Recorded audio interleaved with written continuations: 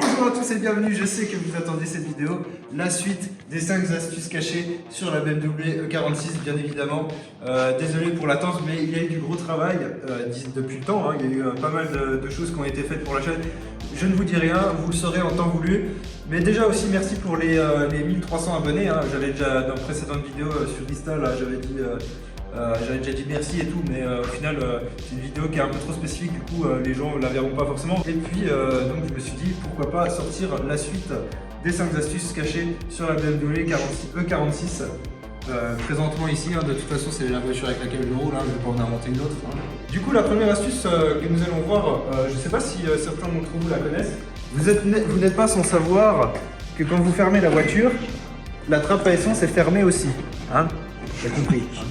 Donc quand tu l'ouvres, la trappe à essence elle est ouverte maintenant. Donc, en fait il y a une petite gâche là, vous voyez, elle sort et elle rentre.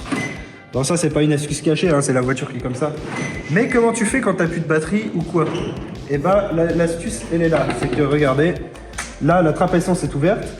Ce qu'on va faire, c'est qu'on va fermer. La voiture est fermée, hein, donc la trappe à essence, hein, je ne vous l'invente pas, est fermée. On va ouvrir le coffre. Donc là, la trappe à essence est toujours fermée. Imaginez que vous avez plus de batterie, hein, ou la télécommande est déprogrammée ou je ne sais pas quoi. Le sachet du McDo, il dégage. Il y a dans le compartiment une petite tirette verte avec un logo de trappe à essence. En fait, quand vous tirez dessus, vous pouvez ouvrir la trappe à essence alors que la voiture est fermée. Voilà, tout simplement, pour refaire le plein avant de démarrer avec les pinces, tout simplement. Donc ça, c'est une petite astuce. Bon, pas forcément cachée, hein, peut-être que certains d'entre vous la connaissent. Mais après, de temps en temps, le petit bitonio vert là qui est au bout avec le logo de trappe à essence, il a tendance à se barrer. Donc au final, ça fait que des fois il est barré derrière la garniture et les gens qui achètent la voiture, bah, ils se rendent même pas compte qu'il est là au final. Alors la deuxième astuce, ça se situe à l'intérieur du compartiment. En fait, je vais pas pouvoir vous le montrer, mais je vais juste vous l'expliquer. C'est qu'en gros, vous avez la voiture. On va faire style, on va se mettre dans les bonnes conditions, tu vois. On se met là, tac. La clim. On se dit vas-y c'est l'été, il fait chaud, on se crève le cul on se crève le cul à avoir chaud. Donc ce qu'on fait forcément, bah tu baisses un peu ta température, tac, hop, tu mets ta clim, voilà, et bah ça te souffle de l'air frais dans la gueule. Le problème c'est, imagine là, non, incroyable, une tempête arrive et de la pluie.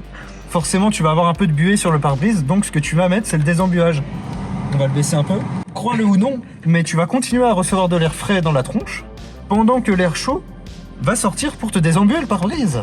Donc c'est-à-dire qu'il y a un mélangeur à un endroit, je ne sais pas par quelle sorcellerie ça fonctionne, mais il va y avoir un moment un mélange thermodynamique, hein, du le chauffage qui va rentrer et commencer à désembuer tout le pare-brise. Bon voilà, en fait je dis ça un peu avec des mots cons parce que c'est un peu con en fait comme explication, mais c'est que ta clim peut souffler du froid dans ta tronche pendant que tu désembues avec de l'air chaud l'habitacle. Troisième astuce, c'est pas vraiment une astuce mais c'est un petit truc caché sur le fonctionnement de la voiture. Il y a un petit capteur de lumière du jour ici qui en fait va influer, ce capteur influe en fait sur le comportement de la clim en fonction de s'il fait jour ou il fait nuit. Donc je sais pas vraiment comment il influe dessus. Faudra que je me renseigne et si vraiment ça vous intéresse, bah, on en discutera dans les commentaires, hein, donc n'hésitez pas à le dire dans les commentaires. Mais donc en fonction s'il fait jour ou nuit, le comportement de la clim fonctionne. C'est pour ça que la clim, entre guillemets, il l'appelle, de toute façon c'est un mot en allemand, mais en gros ça veut dire contrôle du climat intelligent, un truc, donc c'est ça. C'est quand il fait jour, à mon avis, ça doit être, les températures doivent être un peu plus les variations de température de la clim en automatique doivent être un peu plus sèches, ou je sais pas, et la nuit ça doit être un peu plus doux. Mais toujours est-il que la clim elle est pilotée aussi par ce petit capteur de lumière du jour.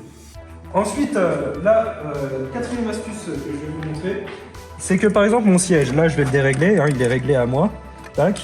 Donc c'est un siège à mémoire, hein, tout ce qu'il y a de plus classique, hein, donc il y a trois mémoires. Il y a 3 mémoires et on a les rétroviseurs. Donc on va les dérégler aussi. Voilà. Et bon, la clim, on le verra pas forcément parce que je sais pas si je les connais, c'est une option qui se code en plus. Mais alors, figurez-vous que quand vous mettez donc votre mémoire, ça règle aussi donc ça enregistre le réglage des rétroviseurs Et si vous avez l'option qui est codée, moi en vrai j'ai pas fait attention, mais normalement si vous avez l'option qui est codée, ça enregistre aussi la config de la clim. Et pour ceux qui ont l'autoradio d'origine BM, ça enregistre aussi les préconfigurations des stations radio. Donc en fonction de votre mémoire. Donc si vous mettez mémoire 1, on va dire, j'en sais rien, c'est vous qui conduisez, bah, vous avez vos stations préférées, votre réglage de clim.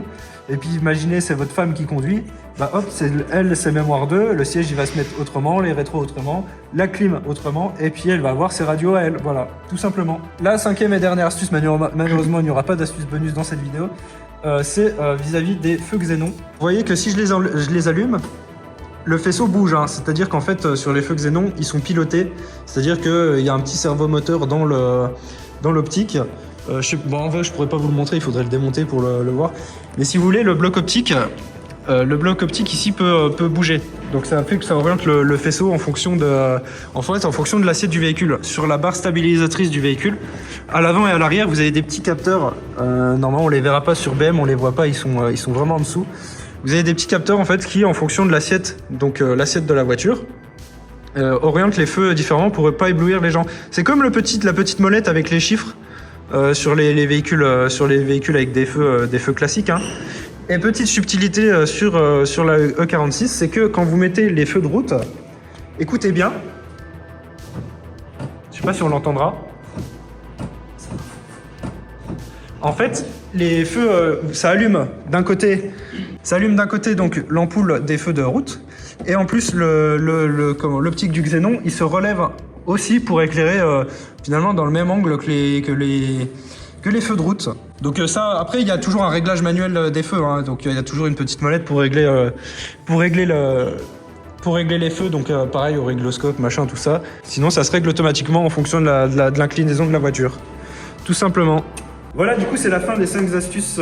J'en ai plein d'autres, hein. Rassurez-vous, j'en ai plein d'autres. Donc si vous voulez d'autres astuces, n'hésitez pas à le dire en commentaire. De toute façon, likez la vidéo si elle vous a plu. Lancez la vidéo présente sur les 5 astuces, vous avez vraiment beaucoup plu. C'est pour ça que j'ai fait la suite, hein. Sinon j'aurais dit bah allez hop, je suis dedans, j'aurais rien fait du tout, gros. J'aurais rien fait, je vous dis allez nique sa mère, c'est une vidéo de merde. J'ai vu que la vidéo vous avait vraiment beaucoup plu et vous avez été nombreux à me demander la suite. Donc n'hésitez pas à vous abonner à la chaîne, liker la vidéo, commentez si vous voulez savoir des trucs ou même me donner des astuces. Hein. J'en ai qui m'ont donné des trucs que je savais pas et qui seront peut-être dans les prochaines vidéos. Sinon, vous pouvez suivre le projet sur Facebook, Instagram, TikTok et rejoindre aussi le serveur Discord où on est pas mal à s'entraider, à discuter, à rigoler. Voilà, on est pas mal, je crois qu'on est peut-être une vingtaine, un truc comme ça. Donc ça commence à monter, donc c'est plutôt cool. Voilà, lâche ton like, lâche ton abonnement, mets la cloche et puis on se retrouve très bientôt pour la suite des aventures.